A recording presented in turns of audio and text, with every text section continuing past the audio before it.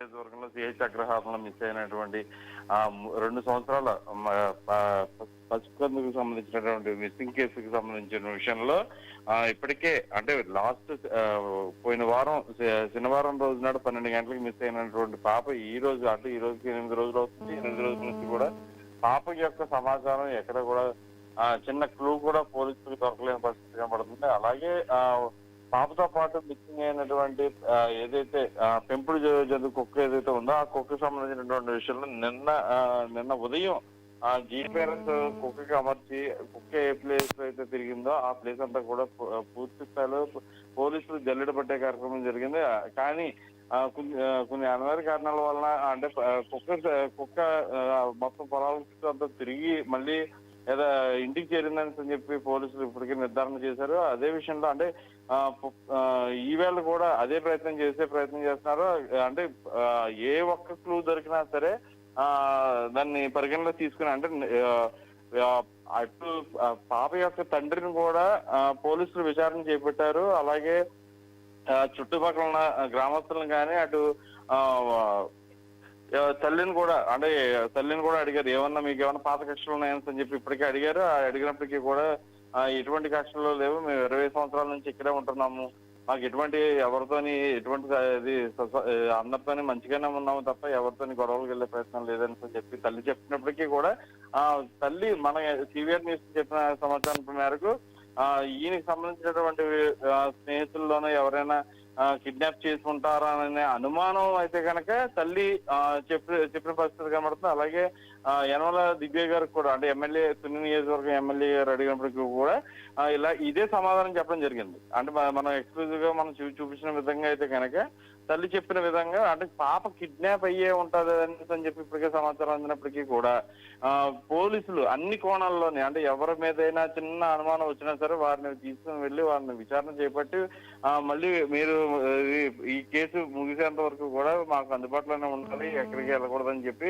అంటే dog squad కి సంబంధించినటువంటి ఇప్పటికే కుక్క డాగ్ స్క్వాడ్ కి సంబంధించినటువంటి విషయంలో ఏదైతే కుక్క ఏ ఇంటికి వెళ్ళి అయితే ఆగిందో ఆ పర్సన్ కూడా తీసుకెళ్లి విచారణ చేపట్టారు. అలాగే గ్రామస్తుల్లో ఉన్న ఎవరి మీద అయితే అనుమానం ఉందో వారిని కూడా విచారణ చేపట్టారు.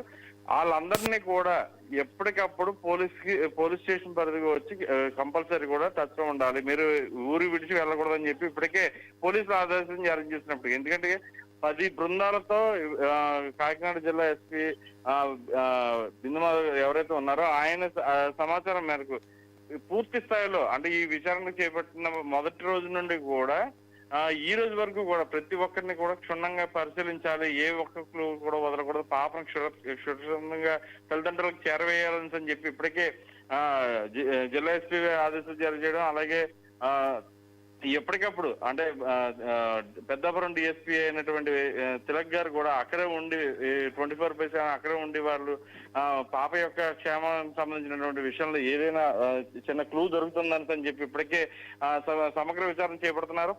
10 మంది బృందాలతో ఎస్డిఆర్ఎఫ్ గానీ అలాగే స్పెషల్ పార్టీ టీం గానీ local leaders local law and order వాళ్ళు కానీ అందరినీ క్రైమ్ డిపార్ట్మెంట్ కానీ అలాగే 10 మంది బృందాలతో పోలీస్ డిపార్ట్మెంట్ జల్లెడ పట్టే కార్యక్రమం జరుగుతుంది. సిహెచ్ అగ్రహారమే కాదు అంటే ఈ తుని నియోజకవర్గానికి కరెక్ట్ గా బోర్డర్ అయినటువంటి పాకిరావుపేట అంటే కొండకి అవతల ప్రాంతంలో ఉన్నదంతా కూడా పాకిరావుపేటకి సంబంధించినటువంటి పాకిరావుపేట జిల్లాకు చెందినటువంటి ప్రాంతం. అది కూడా పూర్తి స్థాయిలో పోలీసులకు అనుసంధానంలోనే.